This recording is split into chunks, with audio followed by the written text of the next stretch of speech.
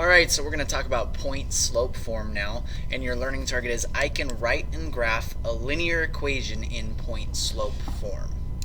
So point slope form might be new to most of you, and so let's just talk about it for a little bit. Point slope form is a different type of format for a linear equation. It's slope-intercept is one of those forms. We also have standard form. Point slope is one of those other types of forms, okay? And it's in the form y minus y1 equals m times x minus x1, okay? Where m is obviously, again, the slope, and x1, y1 is a given coordinate, okay? Remember, coordinates are just the points like -2, 3. What that means is that the equation will, or what the information given to us will say that the line goes through the point -2, 3, okay? And this is where we would use that coordinate.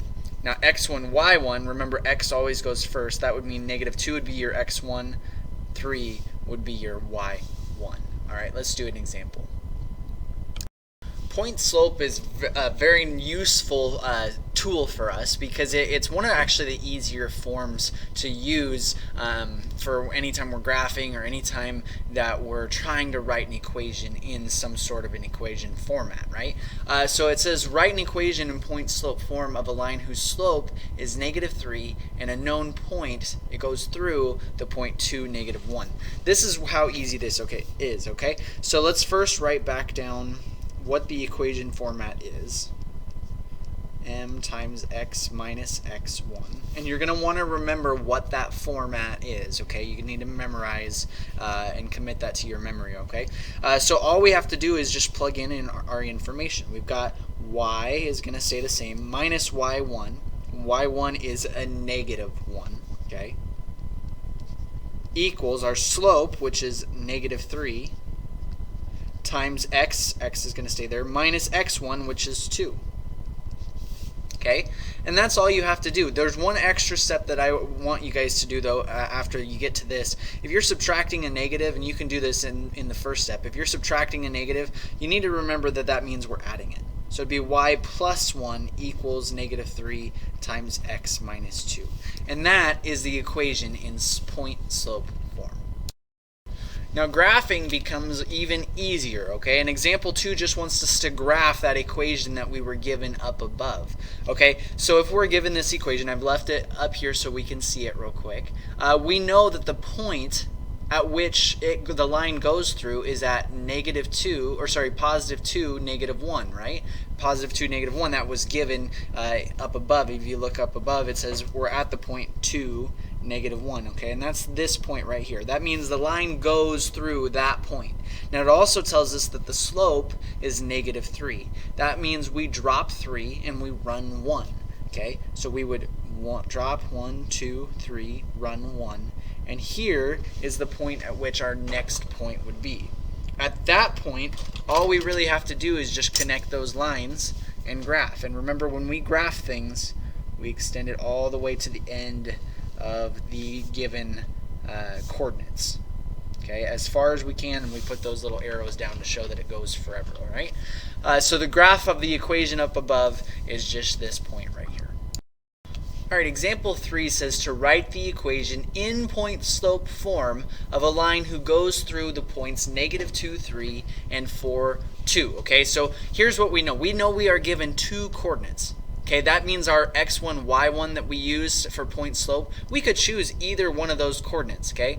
So that's the first part that we need to figure out point slope. The other part that we need is the slope, okay? And we don't know the slope of this line, but we know that if we're given 2 points, we can easily figure out what the slope of a line is, because we know that slope is equal to y2 minus y1 divided by x2 minus x1, right? Okay, so let's first identify what's our x1, y1, what's our x2, y2, just like we did way back when we were first going through this. And we know our slope is then going to equal y2, which is 2, minus y1, which is 3, divided by x2, which is 4, minus a -2, which is our x1. Then it's simply just solving, right? 2 minus 3 is a -1. Divided by 4 minus a -2 means we're adding 2. So 4 plus 2 is is 6. Therefore, our slope is negative 1/6. Okay, now to write this in point slope form, we do y minus y1, and we can choose either one of these two equations. We already marked this as x1, y1, so we'll just choose that one. Y minus 3 is equal to our slope, which is negative 1/6, times x minus negative 2. And remember, if you're subtracting 2, you're really just going to add 2 then. Okay, and now we have written that in point slope form.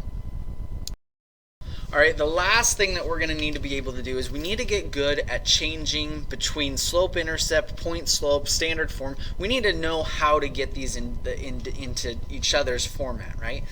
So this is an equation in point slope form. We want to change it to be in slope intercept form. And slope intercept form is in y equals mx plus b, like we learned in last lesson. Okay, so all we have to do here is try to solve for y, okay, and get it into mx plus b, right?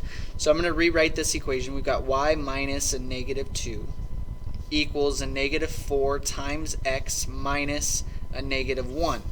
Okay, now this seems all really goofy and difficult, but let's go ahead and simplify this a little bit.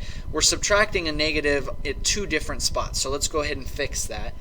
It's going to be y plus 2 now is equal to negative 4 times x plus 1. Okay, now we want to distribute. We don't want these parentheses in here, so let's distribute that negative 4 in here. That's the rainbow rule. We'll have y plus 2 is equal to negative 4x minus 4. And then we can subtract 2 from both sides. Remember to subtract 2 from where the constants are. We're not going to subtract 2 from negative 4x. We're going to subtract 2 from negative 4. And we'll be left with y equals negative 4x. Negative 4 minus 2 is a negative 6. And that is in slope intercept, my friends.